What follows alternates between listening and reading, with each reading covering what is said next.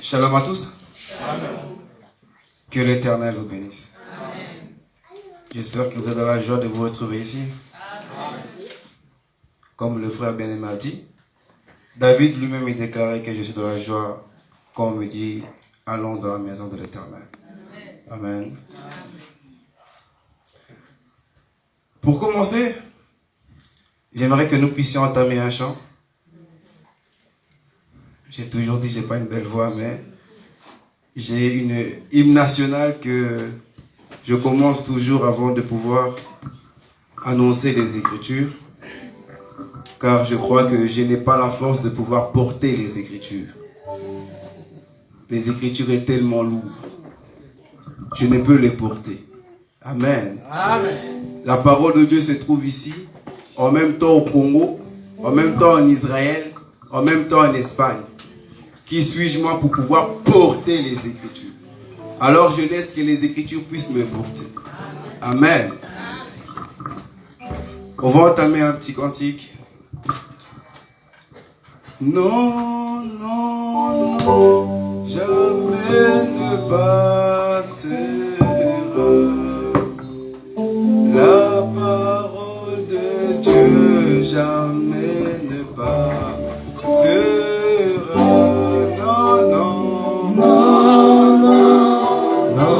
Jamais ne passera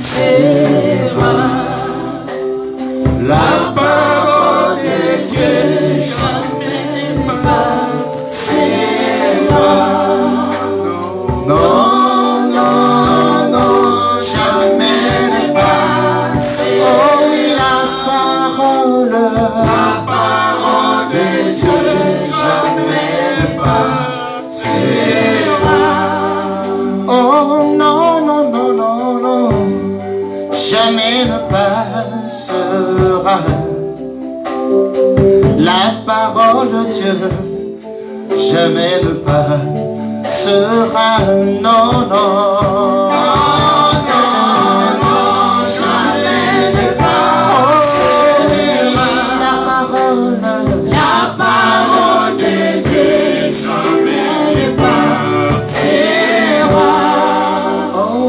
Pourquoi t'attacher à ce qui passera?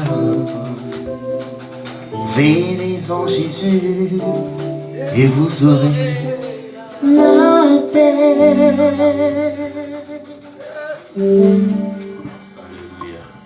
Amen. Amen. Tendre Père, nous te disons merci pour ce moment merveilleux. Nous croyons, Seigneur éternel, que c'est dans les moments ici que tu changes les cœurs de beaucoup des hommes. Il a fallu qu'un seul jour, Seigneur éternel, pour que la vie de Saraï change. Il a fallu qu'un seul jour pour que la vie de Tamar puisse changer. Il a fallu qu'un seul jour pour la vie de quelqu'un d'ici puisse changer, Seigneur. J'ose croire qu'aujourd'hui également, ce sera une bonne journée. Un changement dans la vie d'une personne dans ce lieu. Père, glorifie ton nom, afin que nous, tes enfants, nous puissions être bénis. Au nom de Jésus-Christ. Amen. Amen. Donc le thème qui nous réunit aujourd'hui, ça s'appelle Christ, le mystère caché de tous les temps. Dans d'autres versets, on dira de tous les âges. Pourquoi? Parce que nous croyons que Christ est un mystère pour beaucoup de gens. Ce n'est pas nous qui le disons, mais c'est la parole qui le déclare. Un jour, Joseph et Marie vont partir avec l'enfant. Et nous allons voir un prophète appelé Siméon. Il va prendre cet enfant. Donc, cet enfant-là, la Bible déclare que c'est la parole.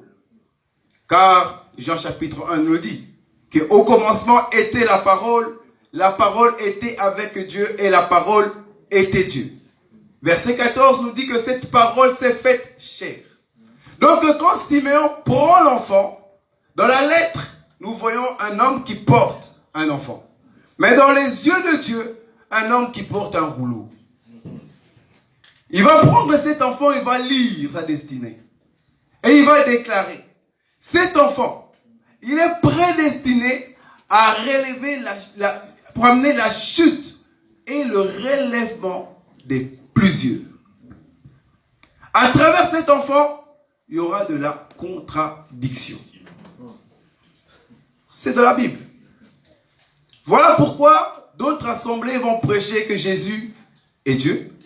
D'autres vont dire non, catégoriquement, il est juste le Fils de Dieu. D'autres vont dire non, il fait partie de la divinité, il y a aussi le Saint-Esprit à côté et le Père aussi à côté. Il y a la contradiction. Et cela ne vient pas d'aujourd'hui. C'était une prophétie bien déclarée depuis longtemps. Car cet enfant-là, quand Simeon le prend, nous disons que c'est la parole. Car cet enfant, c'est la parole. Amen. En disant que, à travers cet enfant, sa destinée, c'est la chute et le relèvement de plusieurs. Nous voyons directement Noé. Car la parole de Dieu, c'est une pluie. Amen. Donc, quand il prend cet enfant, il sait que cet enfant, c'est la pluie. Et la pluie, nous le voyons chez Noé. Quand la pluie est descendue sur terre, c'était pour tuer plusieurs et c'était pour élever aussi plusieurs. Vous voyez ça?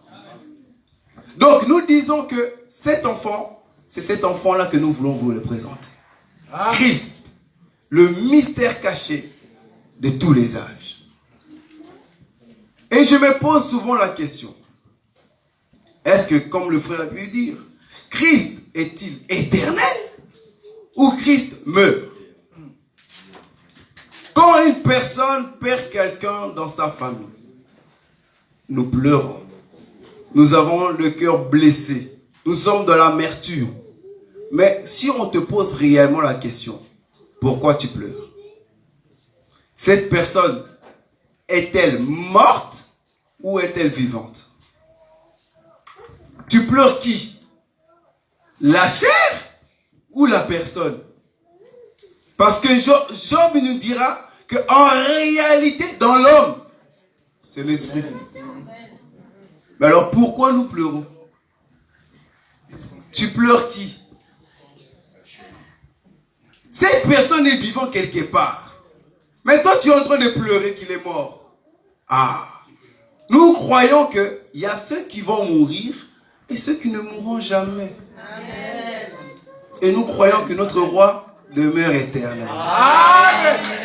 Il n'est pas mort. Amen. Donc, quand j'essaie de planifier les chantiers, parce que je sais qu'ici, il y a des aigles, que quand nous touchons cette partie-là, ils comprennent directement. Mais d'autres, c'est des tonnerres.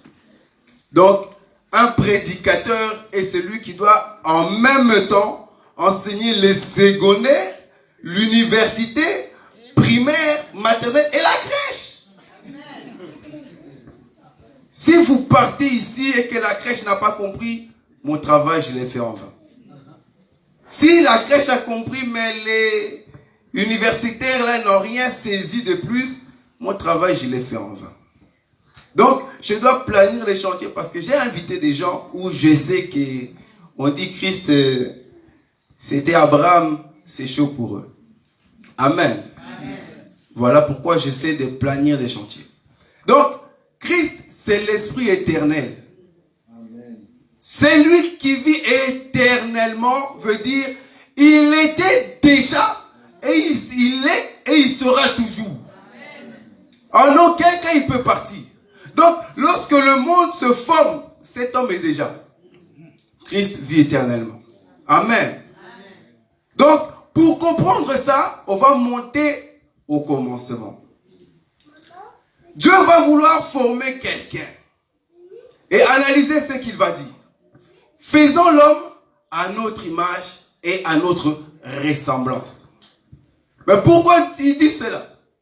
Nous comprenons que lorsque Dieu veut créer, il prépare déjà se projeter sur la terre. Car la personne qui est sur la terre, c'est son image. Et c'est sa ressemblance. Mais la question est, quand toi tu marches, et que la lumière est sur toi, nous voyons ton ombre. Mais est-ce que nous voyons tes yeux? Est-ce que nous voyons ta bouche? Celui qui voit ça, c'est un sourcier. Donc, lorsque nous voyons Adam, Adam est l'ombre, l'image de Dieu. Mais Adam n'est pas la perfection de Dieu. Quand nous voyons Moïse, nous voyons Dieu. Mais il n'est pas la perfection de Dieu. Pour expliquer Adam, il faut voir lui-même l'Éternel. Pour expliquer tout le monde qui vient. Parce que j'ai dit que Moïse aussi fait partie de ces personnes-là qui ont l'esprit de l'Éternel. Nous allons lire ça. Là, vraiment, pardonnez-moi, je ne suis même pas dans mon message. J'essaie d'aplanir parce que je sais pourquoi. 1 Pierre chapitre 1, verset 10.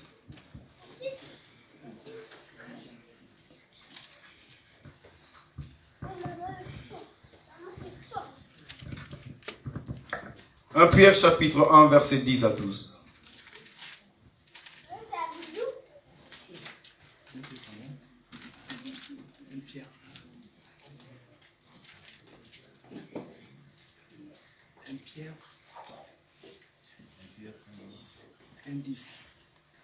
Un Pierre chapitre 1, verset 10 à 12.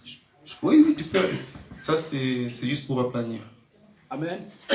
Les prophètes qui ont prophétisé, touchant la grâce qui vous était réservée, ont fait de ce salut l'objet de leurs recherches et de leurs investigations.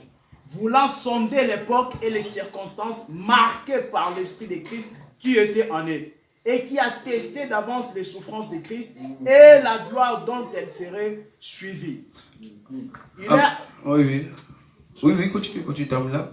Il leur fit révéler que ce n'était pas pour eux-mêmes, mais pour vous, qu'ils étaient les dispensateurs de ces choses que vous ont annoncé maintenant, ceux qui vous ont annoncé maintenant, ceux qui vous ont prêché l'évangile par le Saint-Esprit envoyé du ciel.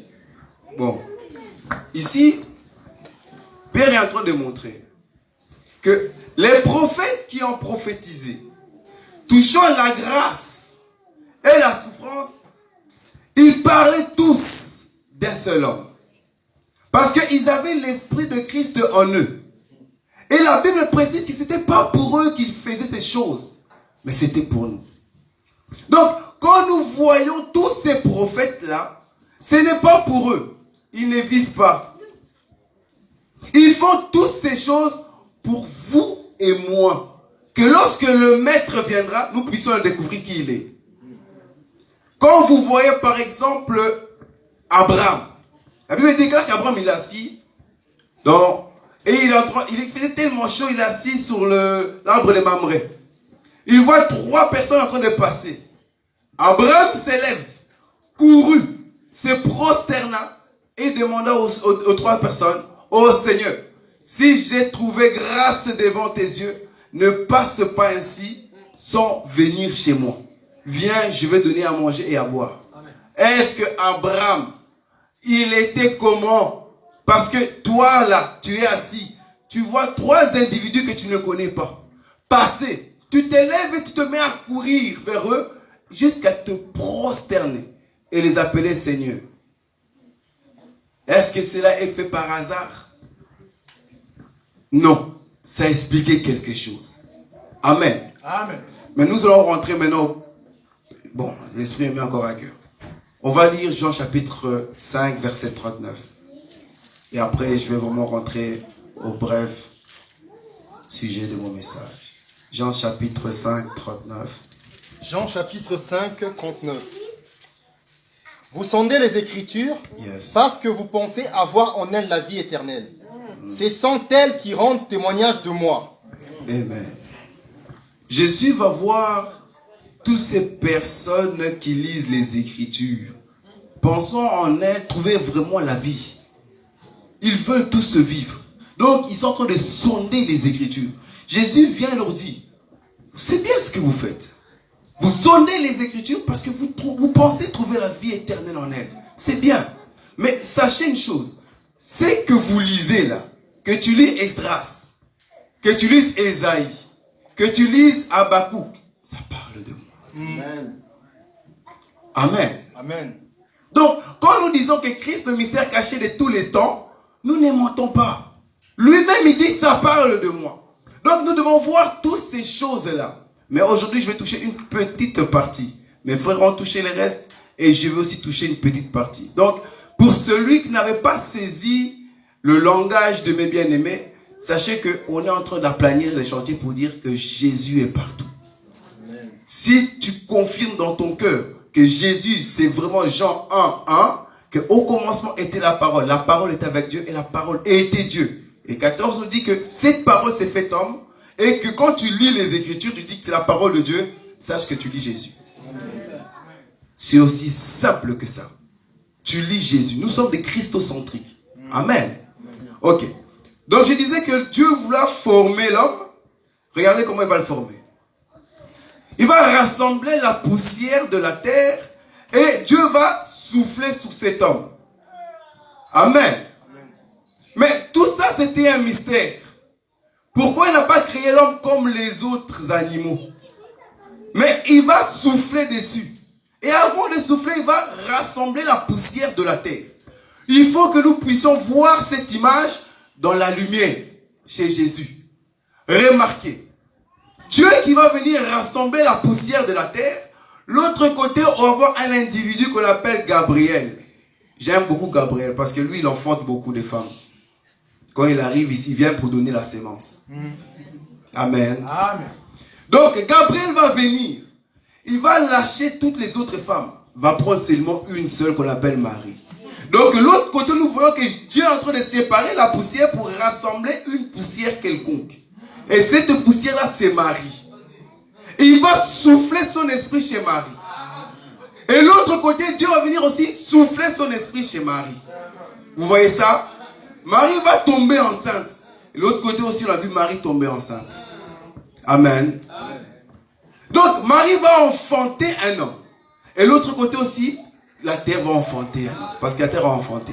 Vous voyez ça? Amen. Donc, cet homme, quand il va se lever, la Bible dira qu'il avait l'esprit de Dieu en lui. L'autre côté, il avait aussi l'esprit de Dieu en lui. Donc, quand nous lisons Genèse, vous voyez que Adam marche, ce n'est pas Adam qui marche. Quelqu'un est déjà en train de marcher et Adam ne fait que suivre ses pas. Vous voyez ça? Et à un moment donné, Dieu va dire à Adam, écoute, je vais créer un arbre et tu ne vas pas manger cet arbre. Ah, Seigneur, tu vas créer un arbre pour que je puisse le manger. Pourquoi tu le crées? Ah, ça cache des choses. Hein? Amen. Parce que le proverbe dira que la gloire de Dieu, c'est de cacher les choses. Amen. Ils aiment trop ça. Il aime trop ça. Donc, il va créer un arbre. Et il dira à l'homme, non, ne le mange pas, sinon tu mourras. Mais l'homme ne connaît pas c'est quoi la mort. Il n'a jamais vu quelqu'un mourir. Comment il va savoir c'est quoi la mort? Vous voyez ça? Amen. Donc, on vous dit que si tu cours, tu vas être dans le néant. Mais tu ne connais pas c'est quoi le néant. C'est quoi le néant? Mystère. Ah. Dieu dit, si tu manges, tu mourras. L'homme, il dit, ok. Mais l'homme, il doit manger. Arrivé, j'ai déjà pris ça, mais je ne suis pas là aujourd'hui. Donc, arrivé à un certain temps, quand l'arbre, les fruits sera mûr, nous voyons Ève venir manger le fruit. Beaucoup, il viennent condamner Ève, lapider Ève, gifler Ève. Mais non, elle doit manger les fruits. La Bible dit que mon peuple périt par manque de connaissances. Mais cet arbre, c'était l'arbre de quoi? Merci, donc je dois le manger. Elle vient, va manger le fruit. Mais Adam, il était où? Car Adam doit sécuriser le jardin. Amen. C'était son travail. Il n'avait pas beaucoup de jobs que de sécuriser le jardin. Donc, tout ce qui se passe dans le jardin, Adam est au courant. Donc, ce qui se passe avec Ève, Adam, il est au courant. Amen. On ne peut pas approcher la femme d'autrui si l'homme n'est pas là. Voilà. Donc, l'homme était à côté. Il a seulement laissé manger Ève parce que le fruit était mûr. Il était temps que moi je puisse naître. Parce que si Ève n'aurait pas mangé, ah Seigneur, toi et moi nous n'allons pas naître. Personne, là je descends sur la terre, peut avoir la pensée de rencontrer son mari ou sa femme dans la présence de Dieu. Si la présence de Dieu se manifeste, et toi tu manifestes le désir de la chair, mon frère, tu es pire que Satan. Et là, ils étaient dans la présence de Dieu. En aucun moment, ils auraient pensé de se rencontrer. Il fallait que Dieu les chasse pour que nous puissions naître. Vous voyez ça? Et là, maintenant, nous allons lire les Écritures. Nous allons quand même lire. Voilà. Genèse, chapitre 3.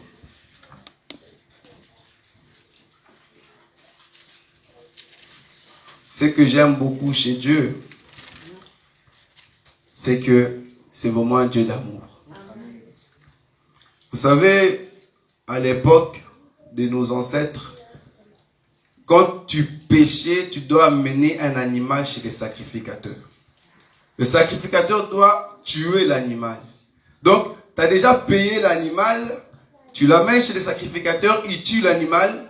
Est-ce que tes péchés sont pardonnés? Non. Ils sont seulement couverts. Donc, Dieu se souvient encore de tes péchés. Et Dieu a envoyé au sacrificateur de l'écrire sur un livre. Tous tes péchés, il l'écrivait sur un livre. Vous savez ça? Non, hein? Ah. Quand nous lisons les péchés de David, qui l'a écrit? Nous lisons les péchés de Samson. Nous lisons les péchés de Ruben. Nous lisons les péchés de la femme qui a été prise en flagrant délit. Nous voyons qu'ils écrivaient sur un livre et Dieu venait et fermait le livre. Le livre, c'est ce que tu as sur les mains. Mais toi, quand tu pêches, Dieu n'écrit pas sur un livre. Imaginez la femme qu'on a prise en flagrant délit. Si elle était encore parmi nous aujourd'hui, combien d'assemblées on a dans le monde? Donc, au moins un jour de culte, quelque part dans le monde, on doit lire cette femme qu'on a prise en flagrant délit. Donc, mettez-vous à la place de cette femme. Au Burundi, on va prêcher. Nous allons lire l'histoire du frère Edmond qui est tombé avec une femme en flagrant délit. Ok, Seigneur, c'est pas grave. On arrive au Brésil. Nous allons lire aujourd'hui le culte va commencer à 10h. On va parler sur le frère Edmond qui est tombé sur une femme. À la fin du compte, je dirais, Seigneur, le mal que j'ai fait là depuis 2000 ans jusqu'aujourd'hui, ça me suit. Parce que ça est écrit encore sur un livre. Mais le nôtre, ce n'est pas écrit sur un livre. Dieu l'a effacé ces choses. Quand tu pêches en cachette là, qui le sait? Si ce n'est que toi et l'Éternel. Personne ne connaît ton histoire. Mais eux, on l'écrivait. J'aime beaucoup ce Dieu-là. Nous lisons Genèse chapitre 3. Remarquez. Genèse chapitre 3, verset 16 au verset 19.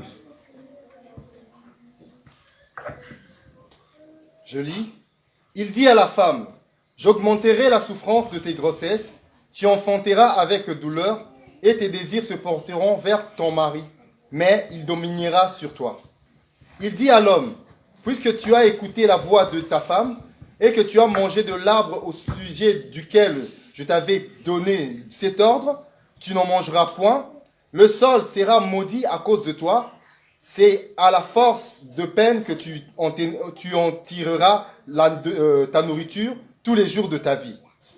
Tu te produiras des épines et des ronces, et tu mangeras de l'herbe des champs. 19, je continue? Oui, 19. C'est à la sueur de ton visage que tu mangeras du pain, jusqu'à ce que tu retourneras dans la terre d'où tu as été pris, car tu es poussière et tu retourneras dans la poussière. Amen. Comme je disais, nous retournons dans le commencement. Et ici, je disais tout à l'heure que ça ne parle pas d'Adam ou d'Ève, mais ça nous concerne, nous, selon Pierre qui a dit.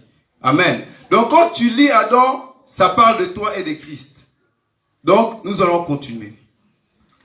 Là, c'est lorsqu'ils ont péché, ils ont mangé le fruit défendu. Le Seigneur va venir vers la femme. Et il lui dit ceci. Je rendrai tes grossesses très pénibles. C'est à la... Donc, Dieu... Je vais lire. Je rendrai tes grossesses très pénibles. C'est avec peine que tu accoucheras. Tes désirs se porteront vers ton mari, mais il dominera sur toi. on met pause et on analyse cela avec le Christ. Dieu va dire, je rendrai tes grossesses très pénibles. Mais qu'est-ce que ça va avoir dans l'histoire? Tes désirs se porteront vers ton mari et ton mari va dominer sur toi. Nous devons expliquer ces choses car Dieu est en train de cacher un mystère. Amen. Et la gloire de roi, c'est des... Non. Donc la gloire de Dieu, c'est des... Cacher des choses. Et la gloire de roi, c'est... Amen. Donc nous devons sonner ces choses. Amen. Ça cache quelque chose pour nous. Donc, il va dire à la femme, je vais augmenter la douleur de la grossesse. Nous devons expliquer ces choses. Pourquoi? Remarquez, car j'ai bien dit, ça parle de toi et de Christ. Dieu va dire que, femme, c'est seulement quand tu seras enceinte que tu auras des douleurs. Quand tu n'es pas enceinte, tu n'as pas de douleurs. Vous voyez ces choses? Donc, celui qui n'a pas de douleurs n'est pas enceinte. Amen. Celui qui a des douleurs a quelque chose en lui. Amen. Remarquez bien. Toi, quand tu étais encore dans le monde, tu n'avais pas de douleurs. Tu n'avais pas de douleurs. Tu étais bien. Tu veux boire de l'alcool à 6h, à 15h, tu bois. Tu veux voir le mari d'autrui, tu pars. Tu veux voler, tu veux faire ce que tu veux, tu le fais. Tu n'as pas de douleurs dans ta tête. Tu n'as pas des choses qui viennent parce que tu es conduit par les désirs de la chair. Tout ce que tu veux faire à l'instant, tu peux le faire. Il n'y a pas une loi qui t'interdit. Vous voyez ça? Mais lorsque tu vas recevoir le Fils, les douleurs arrivent. Les sorciers, ta famille ne veut pas te lâcher en paix. Quand tu voles, tu es tourmenté. Quand tu convoites une sœur qui est en train de marcher comme une sirène, je ne sais d'où, tu es en train de pécher, tu es en train de tourmenter. Quand tu penses au mari d'autrui, ton cœur n'est pas à l'aise. Quand tu viens frapper ta femme, tu n'es pas à l'aise. Mais avant, tu le connais, tu mettais des balayettes. Mais là maintenant, tu n'es plus à l'aise. Donc nous comprenons que la douleur est venue. Si réellement tu n'as pas de douleur, tu n'es pas enceinte. Parce que la femme enceinte, c'est celui ou celle qui a reçu le Saint-Esprit. La Bible dira que celui qui a le Fils a la vie. Donc, toute personne qui a reçu Jésus est censée être enceinte. Amen. Si tu n'as pas reçu Jésus, tu n'es pas enceinte. La douleur, ce n'est pas pour toi. Laisse-le nous. Nous sommes persécutés. La Bible nous proclame cela. Amen. Donc, celui qui va résister, persévérer jusqu'à la fin sera sauvé. Donc, le Seigneur lui-même qui nous dit, je combattrai pour toi, nous dit, si tu ne résistes pas jusqu'à la fin, tu ne seras pas sauvé. Donc, la douleur est faite pour nous. La douleur est faite pour toi. Si tu ne souffres pas dans l'œuvre du Seigneur, c'est qu'il y a un problème dans ta vie. C'est qu'il y a un problème dans ta vie. Même si ta famille t'a abandonné, ça fait partie de ta nature. La douleur fait partie de notre nature. Nous ne devons pas fuir les problèmes. Car les problèmes viendront coûte que coûte. Tant que tu es enceinte, Ève. Remarquez. L'enfantement, c'est une douleur intérieure. Quand tu es enceinte, ça se trouve à l'intérieur. Il n'y a que toi qui sens les coups de l'enfant. Ce n'est pas quelqu'un d'autre qui sent le coup de l'enfant qui te donne. Vous voyez ça? Donc, la douleur que tu as, Dieu est en train de prophétiser à Ève que nous sommes aujourd'hui, ça viendra de l'intérieur. Ça ne viendra pas de l'extérieur. Tes soucis, tes problèmes viendront de l'intérieur, de tes entrailles.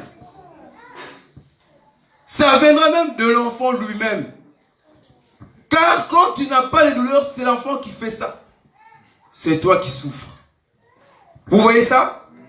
Ça veut dire que les problèmes que tu as, c'est provoqué par l'enfant. Vous comprenez? La douleur de la femme, si on lui pose la question, pourquoi souffres-tu? C'est la personne qui est à l'intérieur de moi qui me fait souffrir. Donc, il y a des situations qui se passent dans ta vie. Dans notre vie, c'est le Seigneur qui t'amène là-bas. Quand tout va bien, l'enfant se réveille. Ne dors pas. Prie. Quand tu veux faire quelque chose, ne pars pas. Reste. Vous voyez ça? Donc, les problèmes de ta vie, c'est l'enfant qui est en cause. Dieu viendra encore. Il va dire, écoute, tes désirs se porteront vers ton mari. Et ton mari dominera sur toi. Là, c'est là que les Moulouba se réveillent en disant, ah, et comment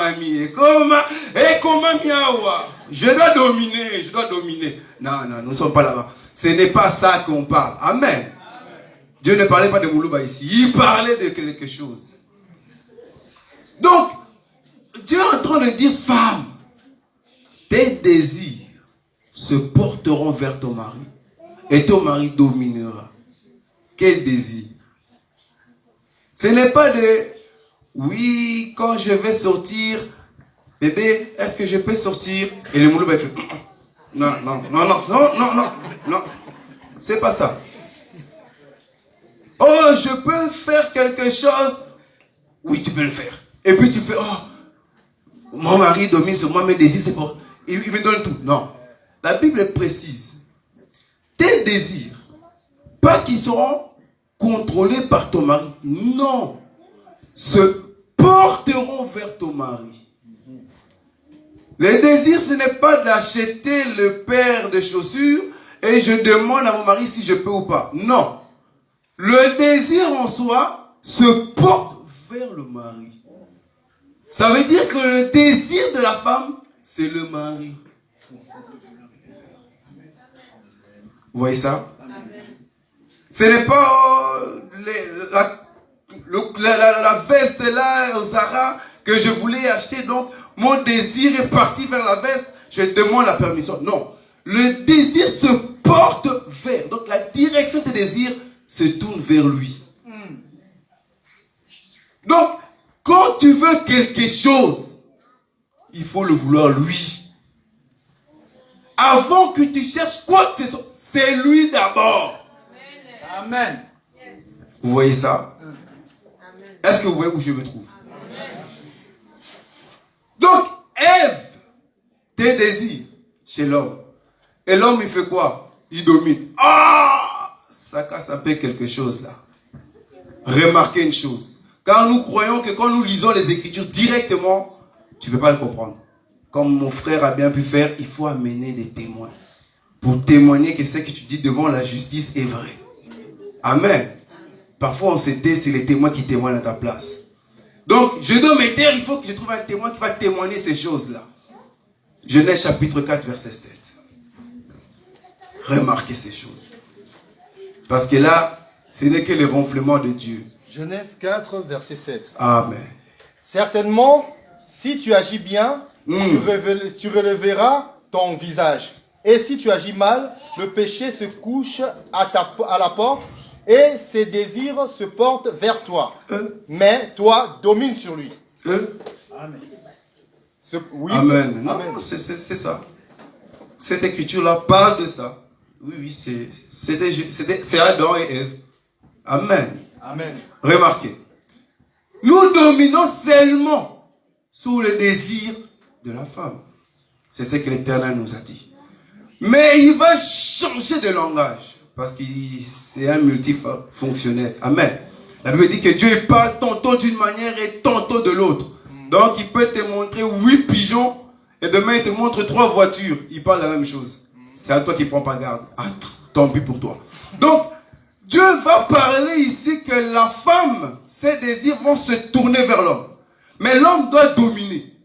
Il arrive de l'autre côté et il dit non. Les désirs du péché se porteront vers toi. Et toi, domine. Vous voyez ces choses? Je dois dominer qui? Les désirs de ma femme ou le désir du péché. Ah, nous comprenons que Dieu parle de la même chose. C'est que l'homme, pas Mouloubala, l'homme domine en nous, c'est le désir du péché de la femme. Amen. Ce n'est pas de dicter ta femme. Non. Il a donné le libre. Oui, c'est un être. Même si la Bible dit que c'est un être faible. Mais même ça, il faut expliquer. Donc, analysez ici. Le désir de la femme se porte. L'homme domine. Dieu il vient de l'autre côté pour vomir autre nourriture. Il dit, le désir du péché se porte vers toi. Mais j'aime bien la chose. D'abord, il dit que le péché se couche devant ta porte. Quand vous lisez ça, vous voyez, le péché se couche devant ta porte. Mais toi, là, quelle porte? Donc, là, si vous prenez la lettre, ça veut dire que le frère Edmond va prêcher que Caïn avait sûrement un appartement ou un immeuble. La porte était fermée. Donc, le péché dormait devant la porte. Vous voyez ça? Parce que le péché se couche devant ta porte. De quelle porte? Nous voyons que ça, c'est une porte. Je frappe à la porte de ton cœur. La chair, c'est une porte. Vous voyez ça? Qui va nous expliquer ça? Éphésiens chapitre 5, verset 8. Il nous dira que la femme, c'est la chair. Vous voyez? Donc, le désir du péché de la femme que nous contrôlons, c'est la chair. Apprends d'abord à dominer sur toi-même avant de dominer les autres. Le premier œuvre que l'homme fait, il domine sur la chair. Il doit crucifier sa chair. Toi, tu dois crucifier ta chair. Mais quand nous parlons de Christ ici, c'est le désir qui se tourne vers Christ, le désir du péché. Le désir de la chair que Christ domine sur toi. Si Christ devait accomplir toutes nos prières, certainement il y avait des enfants ici, la maman a giflé et sa première prière c'était que ma mère elle meure. Que ma mère elle meure. Si Christ devait accomplir ça. Et puis, tu vas au travail, on a fait une mauvaise œuvre sur toi. Ma patronne, qu'elle soit virée. Qu'elle soit virée. Elle aussi, elle prie que tu sois aussi viré. S'il doit accomplir toutes ces choses, Christ domine sous les désirs de la chair. Voilà pourquoi la Bible dira que vous priez, mais vous n'êtes pas exaucés. La raison pour laquelle vous priez mal. Vous priez juste pour la chair. Voilà pourquoi il vous domine. Vous n'êtes pas exaucés. Donc, Dieu viendra dire à la femme ici, tes désirs seront dominés. Donc, les désirs que Dieu est en train de parler, c'est les désirs du péché de la chair qui sera dominé vers ton mari. Mais il va se tourner maintenant vers l'homme. Analysez ce qu'il va dire à l'homme. Verset 17. Il dit à l'homme, parce que tu as écouté la voix de ta femme. Parce que tu as écouté la voix de ta femme et que tu as mangé de l'arbre dont je t'avais défendu de manger. Donc, ça va commencer là. Homme, tu as écouté la voix de ta femme. Raison pour laquelle, moi Dieu, j'interviens. Analysez bien. Parce que cette écriture doit faire sortir Jésus. Amen. Le sol sera maudit à cause de toi. Pourquoi? Parce que tu as écouté la voix de ta femme. Donc nous croyons qu'au début, Ève ne parlait pas. Adam n'a jamais donné la voix de la femme d'Ève. La voix d'Ève. Mais ces jours-là, il a entendu la voix de la femme. Remarquez une chose. Parce que Dieu, quand il parle ici, il doit parler de l'autre côté aussi. Mais ici, comme je vous ai dit, c'était un ombre. L'ombre marche, mais n'a pas la perfection. Il faut regarder la lumière pour voir la perfection de ce qui s'est passé. Regardez cette écriture. Un jour, Adam est en train de travailler. Il travaille. Elle va venir lui dire, écoute, si tu manges le fruit, là je parle en parabole, les aigles comprennent, mais les autres vont comprendre après. Si tu manges ce fruit, tu ne mourras pas. Adam a fait, hé, arrière de moi, Satan. Vous voyez ça? Amen. Car Satan a parlé à Ève. Ève est partie maintenant parler à Adam. Si tu manges le fruit, tu ne mourras pas. Arrière de moi, Satan. Il a entendu le son de la femme. Mais remarquez, quand il va monter dans le jardin d'Olivier, dans Gethsemane, il va répéter ce que la femme lui avait dit. Éloigne de moi cette coupe. C'est ce que Pierre avait dit à Jésus, non? Si tu pries, qu'on puisse éloigner la coupe. C'est aussi bien. Tu ne mourras pas. Le fruit, si tu le manges, tu ne mourras pas. Vous voyez ça? Si tu manges le fruit, tu ne mourras pas. Tu seras comme Dieu. L'autre côté, il vient lui dire, mais si tu pries qu'on éloigne cette coupe, tu ne mourras pas. Tu resteras encore vivant. Adam a refusé. Arrière de moi, Satan. Mais à un moment donné, Adam, il va répéter ce qu'il a dit. Père, si c'est possible, éloigne-moi la coupe. L'Éternel a regardé et fait, hey! Il a mangé le fruit. Parce que ce qu'il dit, l'Éternel exauce. À l'homme, il y a des choses qui sont impossibles, mais pas à Jésus. Rien n'est impossible à lui. Donc en disant, éloigne-moi cette coupe, Dieu devait exaucer. Donc il cherchait à ne pas mourir. C'était le but d'Adam. Adam cherchait de ne pas mourir. Qu'est-ce que l'Éternel va faire? Il va venir, il va prendre Adam. Et il va sortir de sa vie. Et nous allons voir Adam qui quitte du jardin d'Éden. Parce qu'Adam avait parlé quand il a quitté le jardin d'Éden. Vous êtes d'accord avec moi? Analysez bien. C'est écrit. Que quand Adam quittait le jardin d'Éden, il a parlé. Voici ce qu'il a dit. Mon père, pourquoi m'as-tu abandonné? C'était Adam qui quitte le jardin d'Éden. Car Adam, c'est le fils de Dieu. Quand vous lisez la généalogie de Jésus, vous allez trouver Adam, fils de Dieu.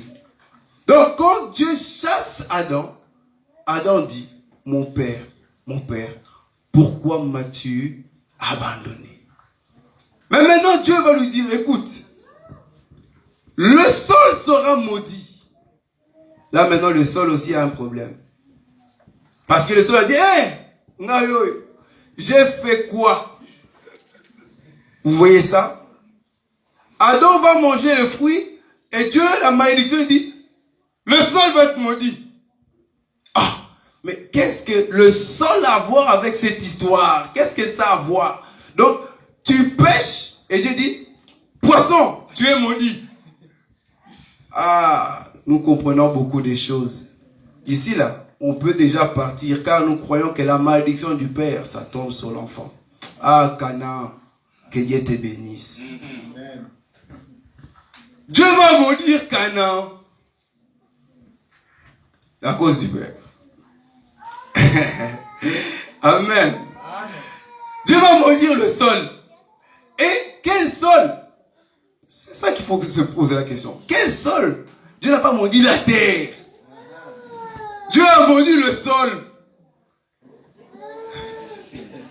Et dans ce sol, Dieu va donner l'explication. Ce sol-là va faire pousser des ronces et des épines. C'est ce sol-là qui est maudit. Les autres ne sont pas maudits. Toi seul, je t'ai maudit. Pour qu'on puisse remarquer que tu es maudit, toi là, il y aura des ronces et des épines qui pousseront sur toi. Or, que veut dire des ronces et des épines? Remarquez, Josué chapitre 23, verset 13. Nous allons lire ça. Regardez. Josué chapitre 23, verset 13. Josué 23, verset 13. Lisons.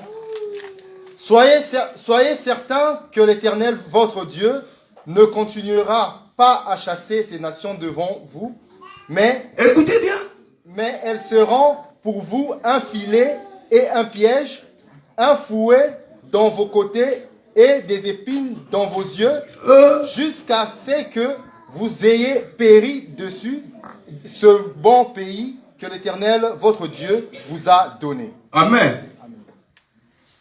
Dieu doit donner l'explication de ce qu'il est en train de dire. Il dit, les épines, pour moi Dieu, je vous explique, ce sont des nations, il dit à Israël, hein? Israël, des épines, ce sont les nations sur vos yeux. Ah, donc, les épines, ce sont des nations sous les yeux d'Israël. Or, il a fait comprendre de l'autre côté que le sol sera maudit. Et pour remarquer ce sol qui est maudit, il y aura des épines et des ronces qui vont sortir. Nous devons le voir avec Christ. Car Christ est le mystère caché de tous les temps. C'est ça le thème d'aujourd'hui. Amen. Amen. Donc, quand nous lisons, nous devons voir, Seigneur, tu as caché quoi? Parce que Dieu, c'est un ronfleur. Il fait qu'il ronfler. Il faut que nous puissions, et puis, il nous donner l'explication de ce qu'il a ronflé. Amen. Vous voyez le ronfleur quand il ronfle. Après, à un moment donné, il sursaute. Ils expliquent leur histoire, leur songe. Mais toi, tu ne l'entends pas. Amen. Donc ici, il faut expliquer l'histoire du ronflement de l'Éternel. Il va dire, les épines, ce sont des nations dans les yeux du peuple d'Israël. Remarquez le Seigneur Jésus lorsqu'il va venir. Près de sa mort, on doit montrer la terre, le sol qui est maudit. Ils vont prendre des épines, ils vont faire une couronne et ils vont le mettre dessus. Car le Seigneur Jésus, c'est une tige, c'est une ronce. Amen. Donc, la ronce, c'est une tige avec des épines. Donc, c'est la même chose. Vous voyez? En mettant des épines sur Jésus, c'est en train de prophétiser Genèse chapitre 3. Que le sol qui est maudit va porter des épines et des ronces. Amen. Et les épines et des ronces, ce sont des nations aux yeux d'Israël. Donc, lorsque ce sol-là va porter des épines et des ronces, à cet instant, Israël aura plus des yeux. Car ce qu'Israël doit voir, ce sont des nations qui le verront à sa place. Amen. Vous voyez ça? Amen. Amen. Amen. Israël ferme les yeux. Mais quand Israël ouvre, il ne voit rien. Parce que Edmond est là comme ça. Je vois tout à sa place. Amen. Israël ne voit plus. Donc quand le Seigneur porte, à ce moment-là, Israël n'a plus les yeux. Edmond est rentré dans l'histoire. Et je commence à voir à la place. À la place d'Israël. Tu commences à voir à la place d'Israël. Et Jésus va donner une sémence. Un jour, il va s'asseoir. Il y avait les peuples, il y avait les disciples. Et il va commencer à raconter toute sa naissance. Un jour, le semeur sortit pour aller semer. Là déjà, il doit expliquer quelque chose, parce qu'il parle de sa vie. Le semeur sortit pour aller semer, Matthieu chapitre 13. Et en partant en semant, il y a la sémence qui tombe sur le chemin. D'autres ils tombent sur les pierres, d'autres tombent sur les épines. Déjà là, Jésus est en train de parler en parabole.